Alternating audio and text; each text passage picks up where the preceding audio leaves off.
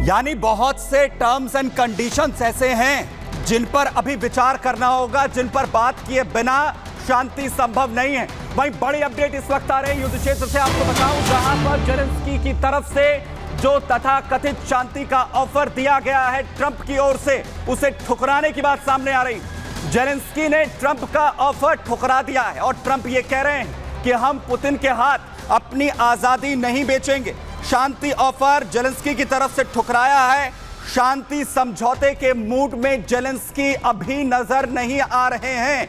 ये बड़ी जानकारी आपको यहां पर दे रहा हूं, जहां पर यह कहा जा रहा है कि जेलेंस्की ये शांति ऑफर अभी लेने के मूड में, शांति बनाने के मूड में नहीं है। इसके पीछे क्या वजह है, क्या कह रहे हैं जेलेंस्की, जरा वो भी सुनिए।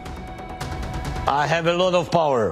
मेरे पास बहुत ताकत है जिससे मैं ताकतवर भी महसूस करता हूँ, और मेरे पास बहुत सारी ऊर्जा है। इसका मतलब यह नहीं है कि हम अपने जीवन के लिए लड़ना चाहते हैं, क्योंकि युद्ध हम में से सबसे अच्छे हमारे नायक, महिलाओं, बच्चों को छीन लेता है, क्योंकि हम इस घटिया आतंकवादी पुतिन को अपनी आजादी देने के लिए तैयार नहीं हैं, और यही कारण है कि हम लड़ रहे हैं।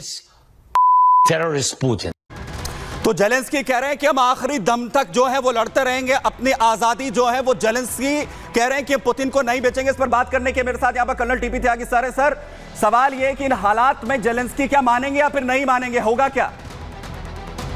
रूस और यूक्रेन के बीच में युद्ध विराम कराने का जो प्रस्ताव डोनाल्ड ट्रंप का सामने आया है, उसमें शामिल है कि इन दोनों देशों के बीच में 80 मील का 80 माइल्स का एक बफर जोन क्रिएट कर दिया जाए। दूसरा, यूक्रेन को अगले 20 साल तक नेटो में शामिल नहीं होने दिया जाएगा।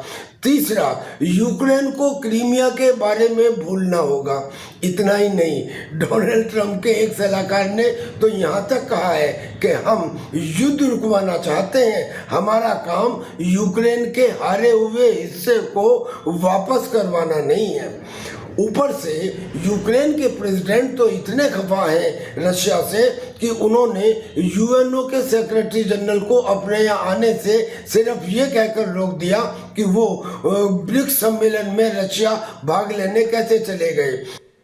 बिल्कुल, और यही वो टर्म्स एंड कंडीशन है जिसे स्वीकार करना जो है वो जेलेंस्की के लिए मुश्किल होता हुआ नजर आ रहा है। बहुत शुक्रिया सर यहाँ पर। और वहीं एक और बड़ी अपडेट यहाँ पर बताऊं, जेलेंस्की ने अगर ऑफर यहाँ पर ठुकराया है तो वहीं जूनियर ट्रंप के बेटे बड़ा बयान देते हुए नजर आ रहे हैं, जिसमें जूनियर ट्रंप की तरफ से कहा गया है कि अगर अमेरिकी मदद बंद हो जाएगी, अगर अमेरिकी पैसा मिलना बंद हो जाएगा तो यूक्रेन को समझ आ जाएगा, यूक्रेन को यूएस मदद रोकी जा सकती है। और यह वही बात है जो इससे पहले ट्रंप भी दोहराते हुए नजर आए थे। और यह ट्वीट भी मैं आपको यहां पर जूनियर ट्रंप का दिखा रहा हूं, जिसे लेकर वो ये कह रहे हैं कि जो डोनाल्ड ट्रंप की अहमियत है वो यूक्रेन को समझ आएगी, उनकी अहमियत जो है वो समझ आ जाएगी अगर अमेरिका अपनी पैसे की मदद यहां पर रोक देगा, क्योंकि यह दावा किया जा रहा है और जेलेंस्की जो है वो इस वक्त समझौते के मूड में नहीं है। उन खबरों के सामने आने के बाद जब ये ट्रंप की तरफ से कोशिश कही जा रही है, वो पुतिन से बात कर रहे हैं, शांति यूक्रेन रूस जंग में आए,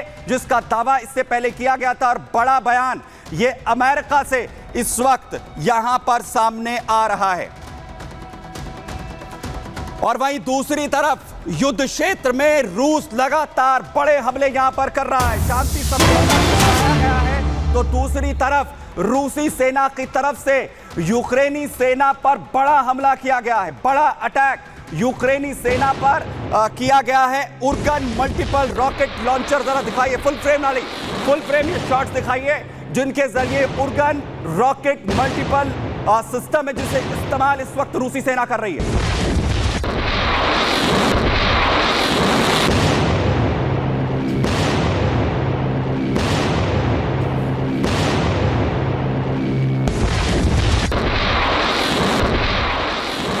ये Uragan multiple rocket launcher attack system है जिसका इस्तेमाल यूक्रेनी सेना के अलग अलग सेंटर्स पर, उनके जो कंक्रीट स्टेशन है उन पर अटैक करने के लिए किया गया है। एक के बाद एक रॉकेट्स दागे गए।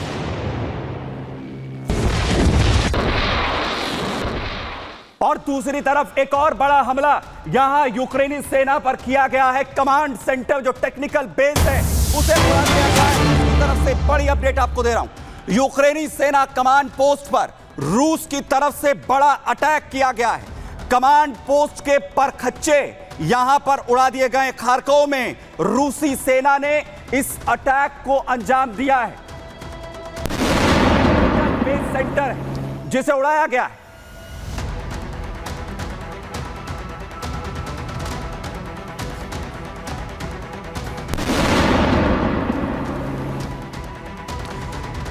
खार्कोव में यह रूसी सेना की तरफ से अटैक किया गया है, जिसमें यूक्रेनी सेना कमांड पोस्ट से टारगेट करते हुए कैसे धज्जियां पूरे कमांड पोस्ट की रूस की सेना ने यहां पर उड़ा दी।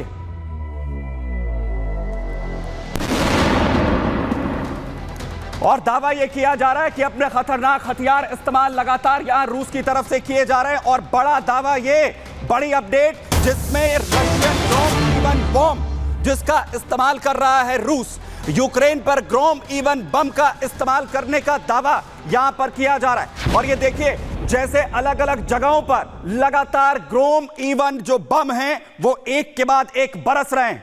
फुल फ्रेम जरा दिखाइए। ग्रोम इवन बम जिसकी तस्वीर मैं आपको इस वक्त दिखा रहा हूं, और Su-35 फाइटर जेट्स जिसके जरिए इस्तेमाल रूस इन इवन बम का कर रहा है यूक्रेन के खिलाफ, जो दावा यहां पर किया जा रहा है।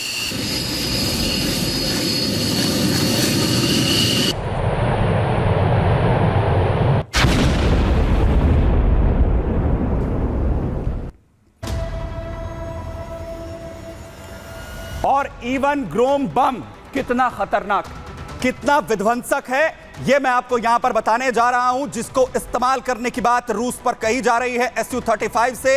यह है ग्रोम बम जिसका इस्तेमाल इस वक्त किया जा रहा है। दरअसल ग्रोम इवन बम लंबी दूरी तक इस बम का इस्तेमाल किया जा सकता है। 120 किलोमीटर दूर से ही इसे दागा जा सकता है। फाइटर जेट्स जो Su-35 का इस्तेमाल इस वक्त रूस यहां पर कर रहा है, यूक्रेनी डिफेंस सिस्टम्स इसे डिटेक्ट नहीं कर सकते। जिन फाइटर जेट से इसे इस्तेमाल किया जाएगा वो डिफेंस सिस्टम की रेंज से बाहर रहकर ही इसे दाग सकते हैं। रूसी लड़ाकू विमान जिनका इस्तेमाल इसे लॉन्च करने के लिए किया जाता है, यूक्रेन डिफेंस सिस्टम से वो दूर रहेंगे, वो उनकी रडार में नहीं आएंगे। बंकर और जो सैन्य ठिकाने हैं, जो मजबूत ठिकाने हैं दुश्मन के, उन्हें निस्ते नाबूद करने के लिए ग्रोम इवन बम का इस्तेमाल यहां पर किया जाता है। Su-35 सबसे ज्यादा एडवांस रूसी फाइटर जेट्स जिसका इस्तेमाल इस वक्त कर रहा है। Su-35 को जो डिफेंस सिस्टम्स है उनसे दूर रखने की बात यहां पर जो है वो की जाती है। और